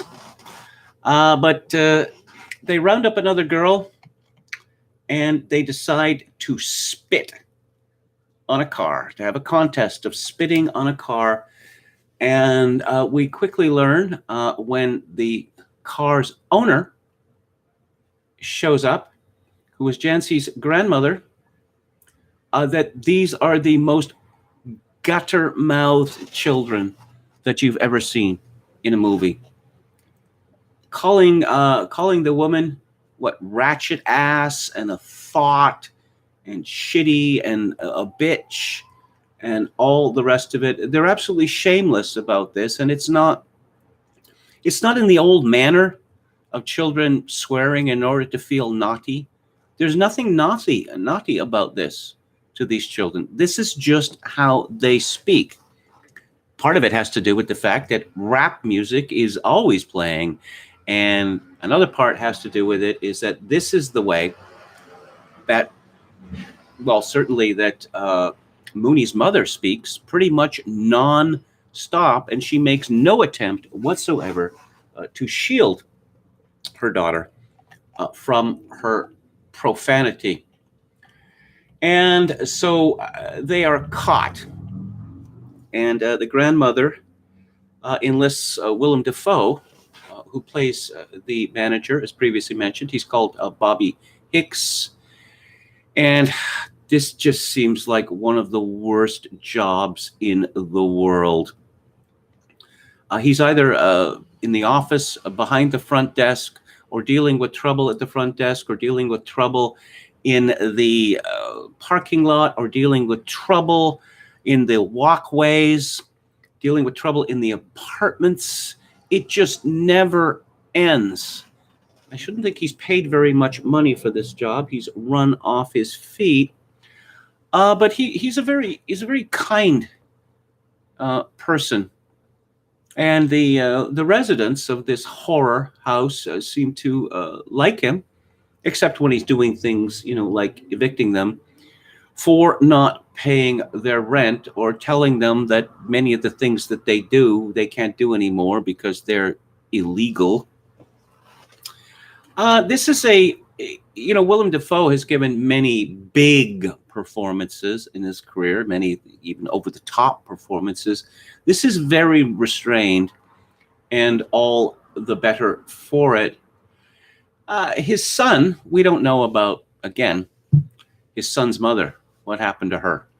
Well, we don't know. His son Jack works with his father, helping him, but he complains that it's a long drive from where he lives, and it's not enough money to make it worth it. Clearly, uh, William Dafoe's character wants to maintain a kind of connection to his son, and that doesn't work out. They have kind of a breakup when they're just bashing the hell out of an ice making machine, which has been broken for the longest time because they need to bring it down to ground level in order to get it fixed. And people are complaining about the ice making machine not working. Of course, the ice making machine in my hotel doesn't work and hasn't worked since I've been here. Again, I don't want to head down that rabbit hole. Of course, the washers and dryers, most of them are not working. And after last week, after I had got to the end of my clean clothes, I went down to the parking lot and found out that, oh, the dryer is busted and we need a part for it. Well, they got the part and I did laundry today. So again, now here I am, not following my own advice and going down that rabbit hole. This movie is filmed in 35 millimeter, which makes a refreshing change because most movies are filmed on digital now. And the cinematography, I'm glad to say, which is by Alexis Zabe, is not the washed out palette that has become almost de rigueur in Hollywood, particularly in indie films. It's a very, very rich palette, appropriate to the state of Florida. There is a series of scenes, short scenes, in this film that are not filmed on 35 millimeter, and they are obviously stolen shots, as they say in the industry. And the contrast is, well, it's rather striking. It is so by necessity, but the effect is quite pleasing. There's really not much plot in this movie, much as there is not all that much plot in Fish Tank. The girl, played by Katie Jarvis in Fish Tank, Mia Williams, she thinks she's going to become a professional, hip hop dancer. That's never going to happen because she puts the work in, but she simply doesn't have the talent. But we see her working towards this goal. In the Florida Project, well, it's called the Florida Project because that was the initial name, the secret name for Walt Disney World in Orlando. And we just see this degradation. And that it's bad, but it is going to get worse. And there's no Grand Guignol in this movie, which I was grateful for. It would have been easy enough to start killing people off, but they don't do that. It just gets worse and worse. And there's this sense of hopelessness because Haley is she's not up to it. And of course, she's always right about everything. Always right about everything. She just commits various crimes, various infractions, is beastly to all these people, but it's not her fault. It's the world's fault. And even she is beastly to Bobby, who is endlessly sympathetic and kind to her, even though he's looking for nothing in return from her. This kind of, selfless kindness. Well, you know what Nietzsche said about the slave mentality, right? And there is the ending of this film it's open-ended. I don't want to give it away because it's rather shocking. I know some people were disappointed in it, but the people in Kissimmee, it's like they live in a ghetto. It is a kind of ghetto. Well, all of this sprawl only exists because of Disney World. But what is Disney World to the people who live in the sprawl? It's nothing, really. It's unattainable. It's a myth, you know, and it's not there for them. I have to say that that Haley's mother is played by Bria Viniite, who is Lithuanian born, Wikipedia tells me. She came to America at the age of 7. Her daughter, Mooney, this is one of the greatest child performances that I have ever seen. This little girl has an enormous amount of dialogue in this film. Absolutely enormous. And it's not merely that she gets it all out, it's just that it is so well spoken. And the line readings are so great, and her facial expressions and her physicality, absolutely tremendous. And Valeria Cotto as Jancy she is not quite as I don't know, how would you say, manic pixie dream girl as Mooney, but she is quite impressive as well. And Christopher Rivera as Scooty. Well, you look at these kids and they seem to be, for the most part, you know, having a good time. And there's a reason for that. Is because typically until children reach puberty, they think that their family is the model for the world. So what to objective observers just seems incredibly messed up, you know, horrific, unbearable. It's not really a problem to children. Now you look at Mooney and the diet that she is on, and you think this woman is going to weigh 180 pounds by the time that she's 14 years old. And she probably will have been, you know, get knocked up at this point. You look at Scooty, who is, 7 or 8 years old, and we see that he has a tremendous capacity for violence, for destruction, even then. And you think, what's going to happen to this kid? He's probably going to be arrested for this first time for breaking and entering and theft when he's 12 or something like that, and it's going to be all downhill for him. If you look at Jancy, Jancy's grandmother has it together, as they say, much better than the others. So perhaps Jancy has a chance of a decent life. You know, it sounds despairing to say that you can't possibly expect anything from people who grow up in this environment. But, you know, it would just be foolish, really, to expect much from them, because they're simply not, you know, given the tools to navigate life.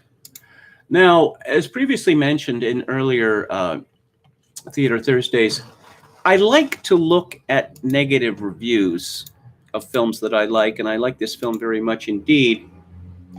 And I came across one by Cassie DaCosta in filmcomment.com. And Cassie DaCosta is an angry black lesbian. She says that Sean Baker directs fiction films like a documentarian, hesitant to work within a journalistic framework. Yeah. And I don't understand. And she complains about this film, indeed, that apparently that it is too disinterested. All right. And I don't have any problem with that at all. There's lots of things that aren't explained in this film. They don't need to be explained.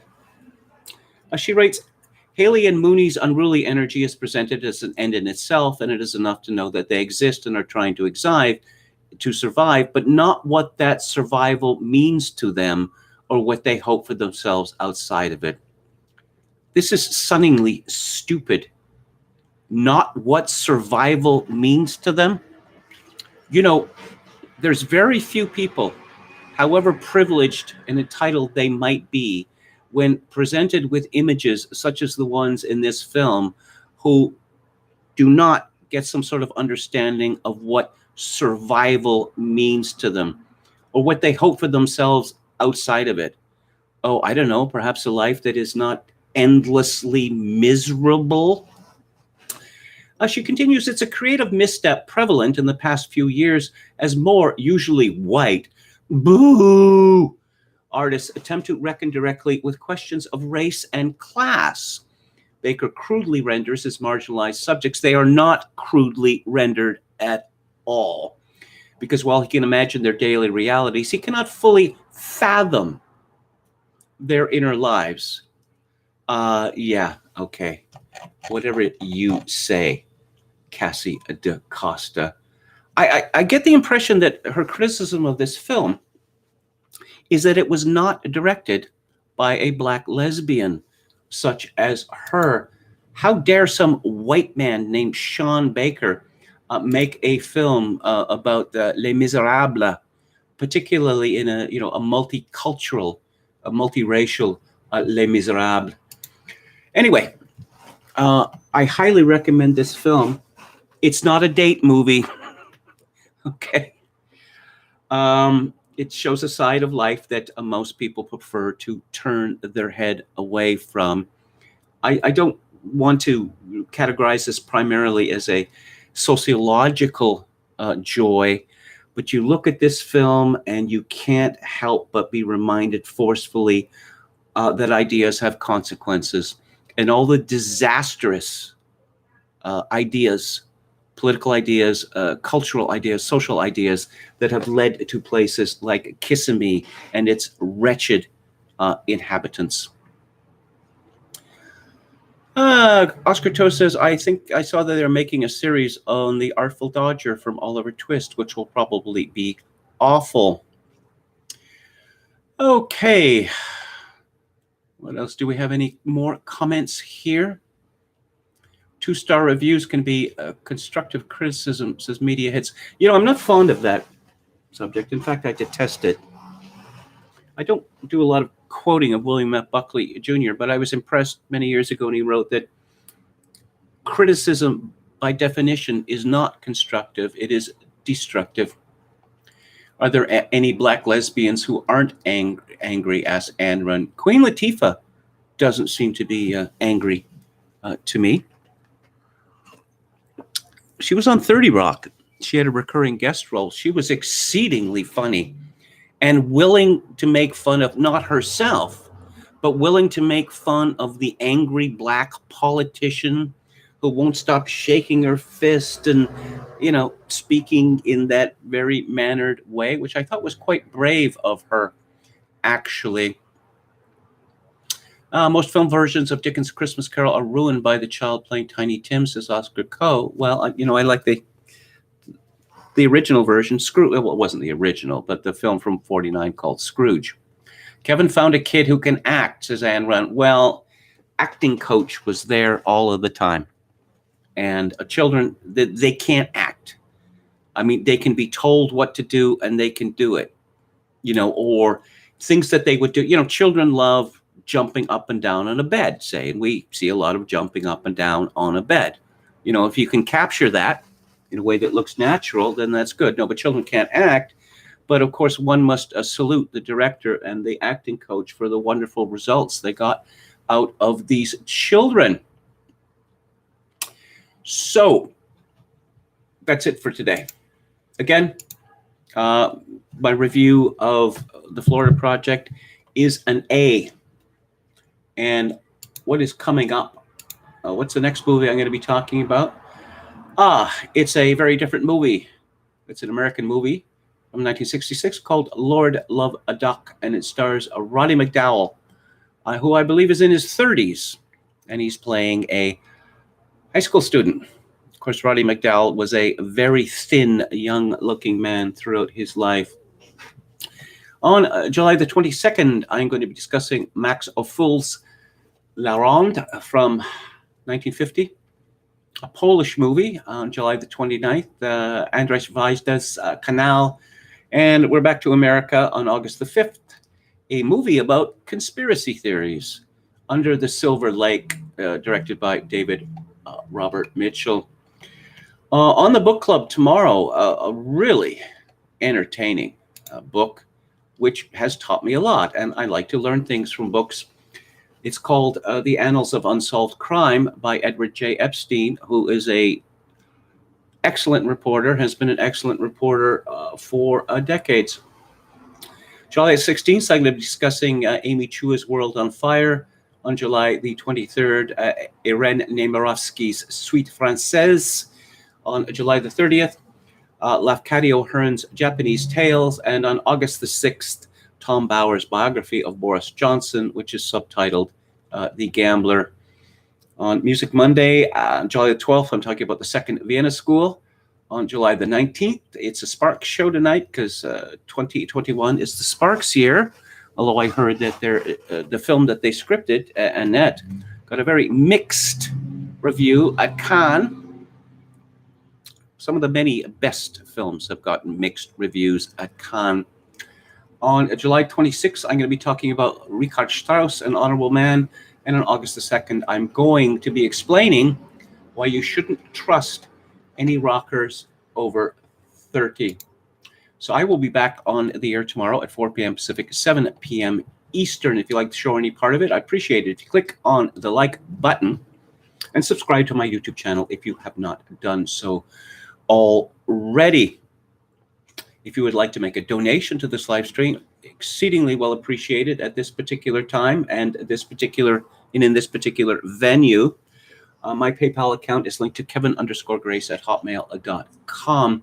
Once again, Kevin_Grace@hotmail.com. If you are in Canada, donations to this live stream may be made directly via interact@kevingrace@shaw.ca. And as always, I leave you with this.